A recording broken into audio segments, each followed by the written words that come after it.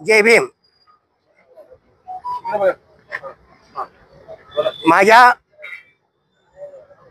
भीम सैनिकांना जो आमच्या सर्वोच्च न्यायालयाचे सरन्यायाधीश भूषण आर गवई यांच्यावर जो अन्याय त्यांचा अपमान झालेला आहे त्याबद्दल प्रत्येकाच्या नसानसातून त्यांच्याविषयी हे चैतन्य निर्माण झालेलं आहे। मित्रहो, हे मनुवादी जातीवादी वकील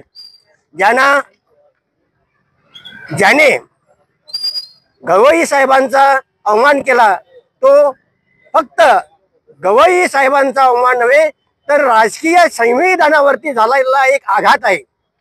त्यांना पाहता येईना की सर्वोच्च न्यायालयावरती बौद्धच आहेत, आज राष्ट्रपती बौद्ध आहेत, CJI बौद्ध आहेत, मग आम्ही काय करू? फक्त घंटी हलू काय मंदिरामध्ये?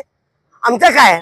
मग या पद्धतीनं त्याने याच्या पूर्वी माता सावित्रीबाई फुले यांनी ज्यावेळेला स्त्री शिक्षणाचा प्रसाराला सुरुवात केली त्यावेळेला त्यांच्यावर सुद्धा अशाच प्रकारचा हल्ला झालेला होता, तरी पण त्यांनी न डगमगता तर त्याच्या अविरत आपल्या परिश्रमानं आज त्याच महिला राष्ट्रपती आहेत, त्याच महिला वैमानिक आहेत, त्याच महिला वकील आहेत, त्याच महिला डॉक्टर आहेत आणि त्यांच्या म्हणून त्याच पद्धतीनं आज गवई साहेब सुद्धा त्यांना माफ करा म्हणजे आम्ही वैचारिक जाऊया, त्यांच्यासारखं अवैचारिकपणाने जाऊया नको, या तेव्हा त्यांनी त्याला कबूल दिली।